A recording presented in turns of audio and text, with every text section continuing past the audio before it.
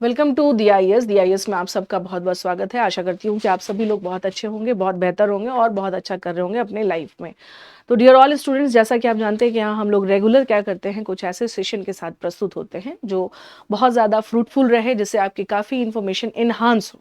तो आज का जो टॉपिक है हमारा वो है protection of Aravalli range, Aravalli range की सुरक्षा। चूँकि ये बहुत चर्चा में है, बहुत ज़्यादा लाइमलाइट में आ चुका है, बट उसके पहले कि हम आगे जाएं, एक बार यहाँ देख लीजिएगा आप कि DIS देवघर IAS एकेडमी पर जो है यूपीएससी CSE 2026 के लिए साइंस एंड टेक का जो बैच है ना, साइंस एंड विज्ञान और प्रौद्योगिकी का जो बैच है फॉर प्रीलिम्स प्लस मेंस, तो ये इनरोलमेंट शुरू हो चुका है। अवेलेबल दोनों में है, ऑफलाइन और as well as online also. Batch start होगा 23 दिसंबर से और इसकी फी है मात्र 999। और ये क्लास ली जाएगी नीरज नचिकेता सर के द्वारा, जो कि इंडिया के टॉप साइंस एंड टेक के क्या हैं, एजुकेटर हैं। और आप लोग नीरज सर की क्लास जो है ज़रूर पढ़ें, ज़रूर लें, क्योंकि आपको बहुत ज़्यादा हाईली इंफॉर्मेटिव इन्फॉर्मेशन मिलेंगे। साइंस एंड टेक को समझने का बेहतर मौका मिलेगा नीरज सर के थ्रू।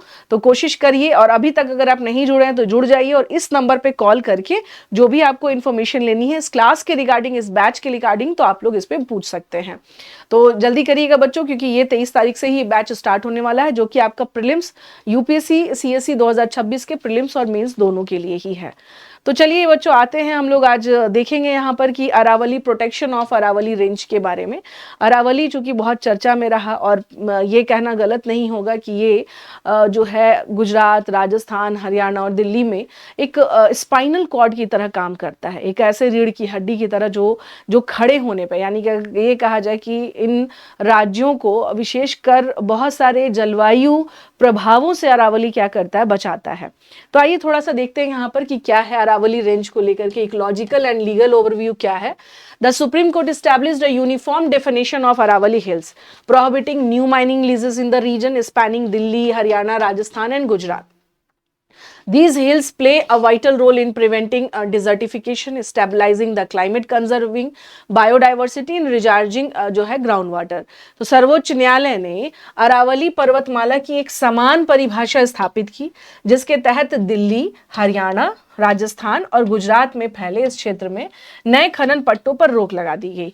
ये पर्वतमाला मरुस्थलीकरण को रोकने, चूंकि ऐसा इसका लोकेशन है जैसे डिजर्टिफिकेशन क्या होता है, उसको बचाता है। ये जलवायु को स्थिर रखने, जैव विविधता के संरक्षण और भूजल पुनर्भरण में ये क्या करता है, महत्वपूर्ण भूमिका निभाती है।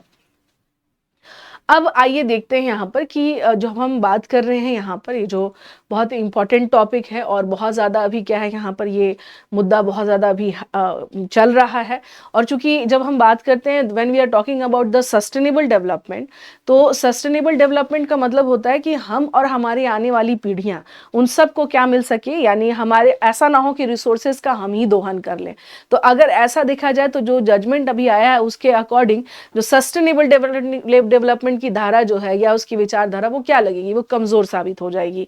तो सबसे पहले देखेंगे जियोग्राफिकल और इकोलॉजिकल इंपॉर्टेंस क्या है। तो द अरावली माउंटेन जो है range is about 2 billion years old and stretching 650 kilometre from Delhi to Gujarat. Aravalli जो पर्वत श्रृंखला लगभग 2 अरब वर्ष पुरानी है और दिल्ली से गुजरात तक जो है ये फैली हुई है। ये थार रेगिस्तान के पड़ोसी राज्यों में पूर्व की ओर विस्तार को रोकने के लिए एक पारिस्थितिकी अवरोध का काम करती है।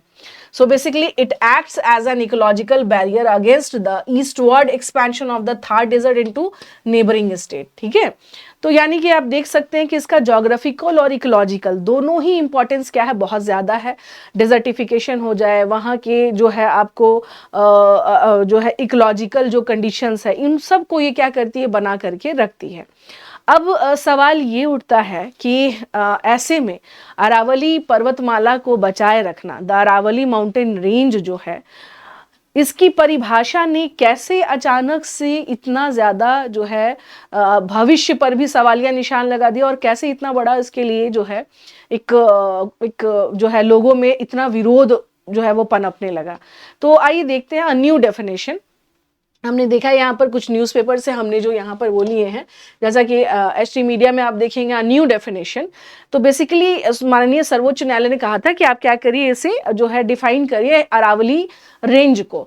तो द डेफिनेशन वाज, यहाँ देख सकते हैं, prepared by a panel comprising forest department, secretariats of Delhi, Haryana, Rajasthan, Gujarat, along with the representative of GSI, FSI and CEC. ठीक है, अब था कि रिपोर्ट्स में क्या कहा गया कि any landform in the Aravalli district having an elevation of 100 metres और more from the local relief shall be termed as Aravalli hills. तो इसमें यह कहा गया कि वैसी कोई भी लैंडफॉर्म जो है, जो अरावली जो डिस्ट्रिक्ट में से है, जुड़े हुए हैं या उससे जुड़े हुए हैं, तो उसमें 100 मीटर के बाद जो है हम देखेंगे तो वो क्या कहलाएगा आपको, वो अरावली हिल्स में काउंट होगा।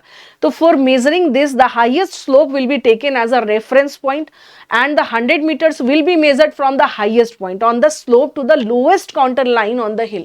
तो इसके लिए ये जो सीमा जो निकाली गई कि भाई जो 100 मीटर वाला मामला है कि 100 मीटर के बाद की जो सीमाएं हैं वो क्या हो जाएंगी, आपको अरावली हिल्स में काउंट होंगी। ठीक है, अब यही जो माननीय सर्वोच्च न्यायालय का यहाँ जो आपने देखा यहाँ पर कि जो यहाँ पर जो डेफिनेशन दिया गया सीईसी के थ्रू और जिसे माना गया, इस पे यही विवाद का कारण बन गया है, क्योंकि 100 मीटर्स के बाद चूंकि माना जा रहा है कि वो क्या है, आपको अरावली हिल्स का पार्ट है। तो अब सवाल ये उठता है कि ये जो 100 मीटर्स है तो फिर इसका क्या होगा, यानी यहाँ पर आप माइनिंग जो है वो अलाउ कर देंगे, यहाँ खनन अलाउ कर देंगे, तो फिर ऐसे में अरावली हिल्स का क्या कंडीशन होगा, ये जस्ट सोचने वाली बात है कि यहाँ पर ये फिर क्या होगा कंडीशन। अब जैसे इसमें जो है टाइम्स ऑफ इंडिया में ऑलरेडी 2000 इसमें एक न्यूज़ आया था जिसमें ये था कि अरावली के बारे में कहा गया था कि 3.5% of hills to be taken up for mining by 2059। क्योंकि अवैध खनन यहाँ पर काफ़ी ज़्यादा होना शुरू हो गया था, क्योंकि अभी मैंने बताया कि यहाँ पर बहुत ही महंगे रिसोर्सेज हैं, जैसे कि आप देखेंगे ग्रेनाइट हो गया, मार्बल्स हो गए, है ना, सैंडस्टोन हो गया, ये सब ऐसे कीमती जो पत्थर होने की वजह से ये जो है हमेशा क्या रहे हैं कि ये इलीगल माइनिंग्स जो करने वाले हैं उनके निशाने पर हैं। और बहुत चूंकि ये रिसोर्सेज की वजह से अरावली क्या हो जाता है, वो अपने आप में उसका बहुत ज़्यादा इंपॉर्टेंस बढ़ जाता है। सवाल ये है कि जो माइनिंग वाले लोग हैं वो उसको माइनिंग की नज़र से देखते हैं, उन्हें लगता है कि हमें पैसा मिलेगा। उन्हें ये नहीं समझ में आता है कि इससे हमारे पर्यावरण को किस प्रकार से क्षति होगी। जो हम इस तरह से पहाड़ को काटते जा रहे हैं तो फिर हमारे पर्यावरण का क्या होगा। आप घर तो बना लोगे, आप कंक्रीट के पूरे जाल बिछा दो, बट आखिरकार वहां पर लोगों की कंडीशन क्या रहेगी ये देखिए ना। जो गर्म, जब रेगिस्तान से गर्म जो है हवाएं जब इधर आनी शुरू होंगी, जहां जहां अरावली के बाद वाले जो सीमाएं हैं, तो फिर वहां क्या होगा, जिस तरह से क्लाइमेट चेंज होगा फिर वहां क्या होगा। तो ऐसी कंडीशन में ये बहुत सोचने वाली बात है। एज ए ह्यूमन भी लोगों को सोचना चाहिए कि इसमें क्या हो सकता है। इस रिपोर्ट को मैंने इसलिए यहाँ पर दिया है आपको कि इसमें बताया गया था कि किस तरह से जो है रेसिडिंग हिल्स जो है यहाँ पर और माइनिंग रैम्पेंट किस प्रकार से वहाँ पर हो रहा है, जो कि Aravalli area where illegal mining जो है वो काफ़ी क्या है एक्टिव है। तो इसका मतलब क्या हुआ यहाँ पे कि यहाँ पे इसका जो कॉन्सिक्वेंसेज है, like desert like condition will expand from Thar in Rajasthan towards north India including Delhi NCR, sand storms में बिकम मोर फ्रीक्वेंट। तो अगर अरावली की जो पर्वतमाला को अगर आप एक सेकेंड के लिए जिस तरह से कम करते जा रहे हैं, इसका खनन करते जा रहे हैं, तो आप समझ लीजिए कि फिर क्या होगा। फिर यहां से आने वाली जो थार के मरुस्थल से आने वाली जो गर्म हवाएं हैं वो फिर इधर इफेक्ट करना शुरू करेंगी और नॉर्थ इंडिया में कंडीशन क्या होने लगेगा, वर्स्ट होने लगेगा। तो लोग इस बात को नहीं समझ पा रहे हैं कि इसके कॉन्सिक्वेंसेस क्या होता है ना, कि हम ज्यादा जो ह्यूमंस होते हैं ना वो कई बार ज्यादा सेल्फिश हो जाते हैं। उन्हें सिर्फ अपना लगता है कि हमें सिर्फ पैसे कमाने हैं, और खासतौर से जो अवैध खनन करें उन्हें और भी नहीं इस चीजों के वो लेकर के वो सचेत हैं कि क्या हो सकता है। और ऐसे में ये जो अभी जो मामला यहाँ पर आया कि 100 मीटर के, इसमें एक छोटा सा एक मैप है जिसको आप देख करके थोड़ा और समझ सकते हैं कि क्या हालत हो चुकी है माइनिंग से। दिल्ली, जयपुर, अजमेर, यहाँ देखें आपको कुछ समझ में आएगा कि हर जगह क्या चल रहा है यहाँ पर। चूंकि ये अभी मैंने बताया कि रिच रिसोर्सेज के कारण क्या है, ये सबसे ज़्यादा जो माफिया जो खनन करने वाले जो माफिया हैं उनके निशाने पर रहा है। और यहाँ पर कीमती पत्थर वगैरह है तो जिसको लेकर के लगातार इसकी कटिंग्स की जा रही हैं। तो अब आप जस्ट आप सोच सकते हैं कि इसको लेकर के जिस तरह से कहा गया है कि 100 मीटर के, है ना, तो 100 मीटर में आप देखेंगे तो इसका मतलब ये हुआ कि उसके आसपास का बाकी जो एरियाज है वो सब क्या हो गया, वो फिर से क्या हो जाएगा कि इनके निशाने पर आ जाएगा कि ये क्या कर सकते हैं, यहाँ पर इजिली खनन कर सकते हैं। अरावली पर्वतमाला, मैंने आपसे क्या कहा कि ये पूरा राजस्थान जो है आप देखेंगे कि यहाँ पर पूरा का पूरा क्या है, ये प्रोटेक्ट कर रहा है। और कैसे जो है ये अरावली पर्वतमाला के 100 मीटर का जो डेफिनेशन है वो जो है स्थितियों को इसलिए कहा जा रहा है कि एक बार पुनर्विचार करने की इस पे क्या है आवश्यकता है। माननीय सर्वोच्च न्यायालय से इसे एक बार फिर से पुनर्विचार के लिए दिया जाए ताकि इस पर एक बार फिर से सोचा जा सके, क्योंकि ये क्या है, इससे बहुत ज़्यादा इसका बहुत ही भयावह इम्पैक्ट इसका देखने को मिल सकता है। अगर यहाँ पर अगर जो अरावली माउंटेन्स को अगर कटिंग्स शुरू कर दी गई उस तरीके से, तो ये जो है it is the source of important rivers like Chambal, Sabarmati and Luni. और जैसे अभी मैंने बताया कि बहुत ही रिच रिसोर्सेज का क्या रहा है, ये सोर्सेज है।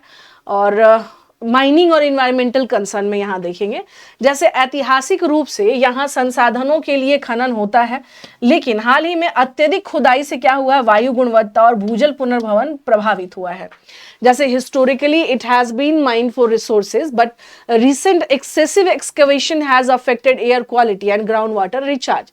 A portion of mining activity has been illegal, violating restrictions since the early 90s.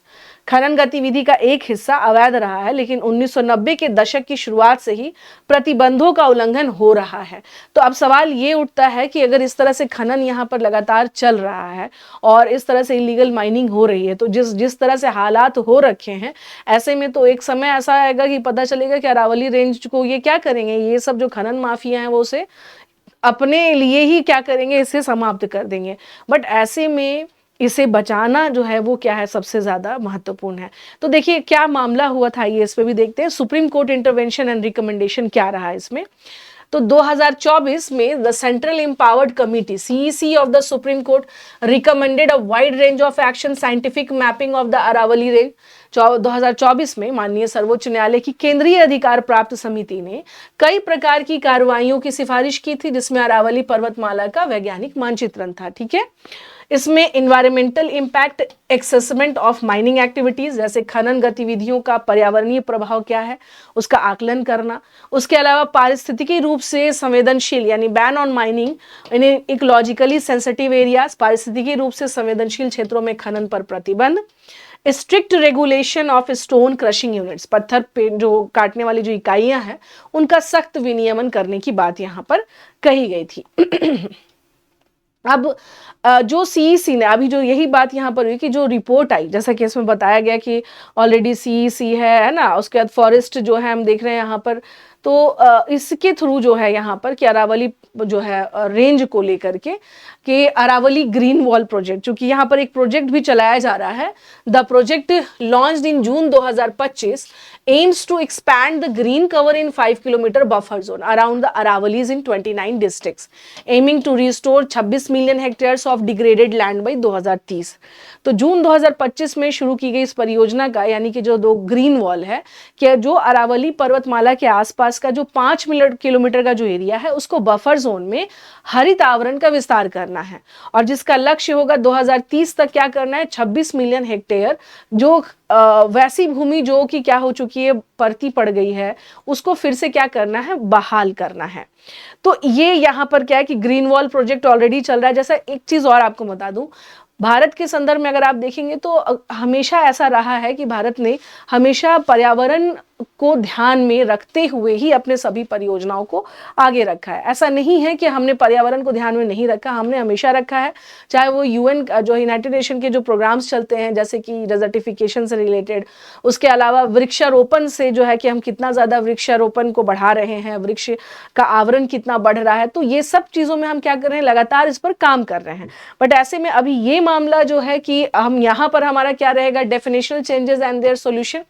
Due to inconsistency in defining the Aravali formation, the Supreme Court formed a committee to establish a unified definition. Aravalli पर्वतमाला की परिभाषाओं में विसंगतियों के कारण सर्वोच्च न्यायालय ने एक एकीकृत परिभाषा स्थापित करने के लिए एक समिति का गठन किया। समिति ने सिफारिश की कि 100 मीटर से अधिक ऊंची पहाड़ियों को अरावली पर्वत माना जाएगा। तो यही मैंने आपसे क्या कहा कि मामला यही हो गया कि 100 मीटर से ऊंची वाले जो मामले हैं यहाँ पे, जैसे अरावली यहाँ पर management plan for sustainable mining के लिए इसमें दिया गया है कि detail plan covering the entire area of the Aravalli range. उसके अलावा निर्वहन जो है यहाँ पे demarcation of no mining areas, regulating mining areas, mapping of sensitive habitats of wild life corridors, evaluation of ecological.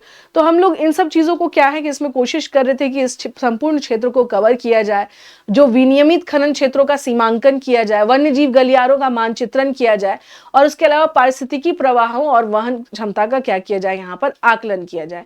But समस्या यहाँ पर यही आ गई यहाँ पर कि जो 100 मीटर का जो डेफिनेशन है उसके बाद क्या हो चुका है कि भाई अब 100 मीटर के यानी कि उसके पहले के जो है वो क्या कर सकते हैं, लेकिन अब क्या है कि इसको लेकर के सभी लोग सचेत हो गए हैं और एक बार फिर से सब लोग इस पर सोच रहे हैं। इस पर एक बार पुनर्विचार करने की भी आवश्यकता है सबका कि भाई माननीय सर्वोच्च न्यायालय को एक बार फिर से जो है यहाँ पर जो है ज़रूरी है कि इस पर पुनर्विचार हेतु दिया जाए, क्योंकि ये जो है मामला ये सिर्फ और सिर्फ अरावली पर्वतमाला से ना होकर के वहाँ रहने वाले सभी लोग हमारे पूरा का पूरा हमारा जो एनवायरनमेंट है उससे, हमारे भविष्य से जुड़े हुए सारी ये मुद्दे कि हम कैसे किस तरह का फिर जो है सिचुएशन क्रिएट हो जाएगा कि अगर अरावली पर्वतमाला का बड़े लेवल पर अगर उस तरह से अगर जो है क्या कहते हैं कि उसका अगर खनन करना शुरू कर दे लोग, तो फिर क्या होगी स्थिति।